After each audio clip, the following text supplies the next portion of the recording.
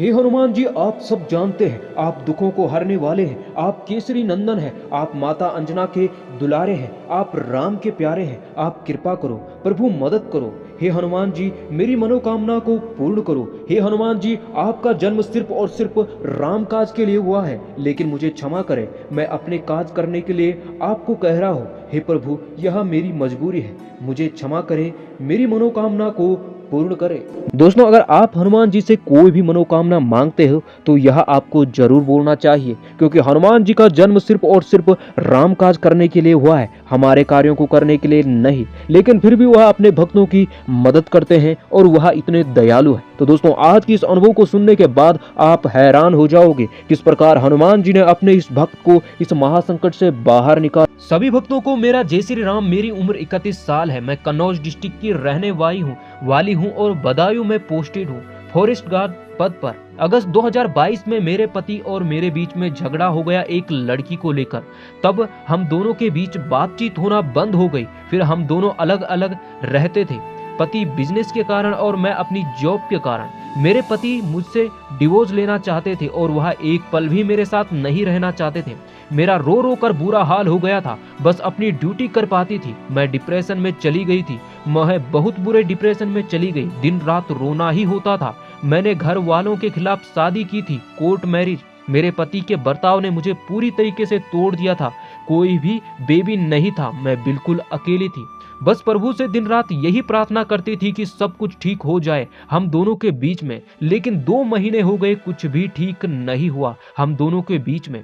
फिर मैंने एक दिन YouTube पर एक संकल्प वाला वीडियो देखा। मैंने भी 11 दिन हनुमान चालीसा का संकल्प और बजरंग बाण का संकल्प लिया और प्रभु से प्रार्थना की कि मेरे पति का दिमाग ठीक कर दो, इस करवा चौथ वह मेरे साथ हो, क्योंकि मैं अपने पति के बिना नहीं जी सकता। मेरा संकल्प पूरा जिस दिन हुआ उस दिन भी मुझे पता नहीं था कि मेरे पति कहाँ है। मुझे कोई खबर नहीं थी वो कहाँ है। उन्होंने हर जगह से मुझे ब्लॉक कर दिया था, अपने रिश्तेदारों के नंबर से, जो भी उनके घर में थे उनके नंबरों से, अपने दोस्तों के नंबरों से। लेकिन मैं जिसको भी कॉल करती किसी का भी फोन नहीं लगता। अगले दिन जैसे तैसे मैंने अपनी पड़ोस की भाभी से उनको कॉल लगाया और उन्होंने भी उन्हें बहुत समझाया, आ जा तू वापिस और इस करवा चौथ के व्रत से तुम एक नई शुरुआत करो। और उनके कहने पर भी वह नहीं समझे और उन्होंने फोन कट कर दिया।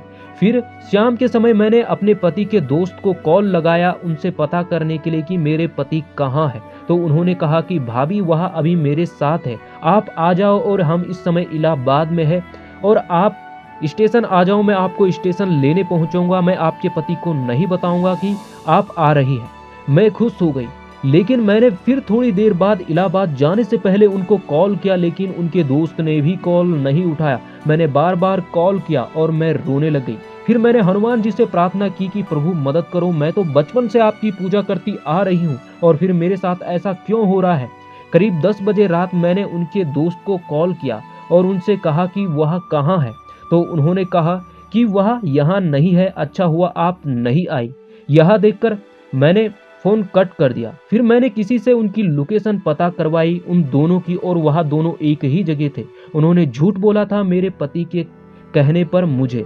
लेकिन फिर मैंने कॉल किया उनको और उनके दोस्त ने कॉल उठा दिया और मैंने उनसे कहा कि आप मुझे झूठ क्यों बोल रहे हो, वह आपके ही साथ है। और मैं जोर जोर से रोने लगी। मैंने मन ही मन हनुमान जी से प्रार्थना की कि हे प्रभु, आप चाहते तो लंका को पाताल में फेंक देते। आपके बल की पूरा जग आपके बल को जानता है, लेकिन आज आप मेरे पति का दिमाग नहीं परिवर्तन कर पा रहे हो। इतना छोटा सा कार्य आप क्यों नहीं कर पा रहे हो।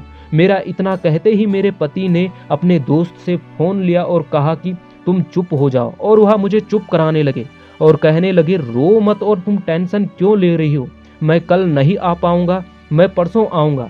और आप यकीन नहीं करोगे, उस रात 3 बजे तक हमारी फोन पर बात हुई और करवा चौथ के दिन वह स्टेशन पहुंचते ही उन्होंने मुझे कॉल किया और कहा कि मैं पहुंच गया हूं।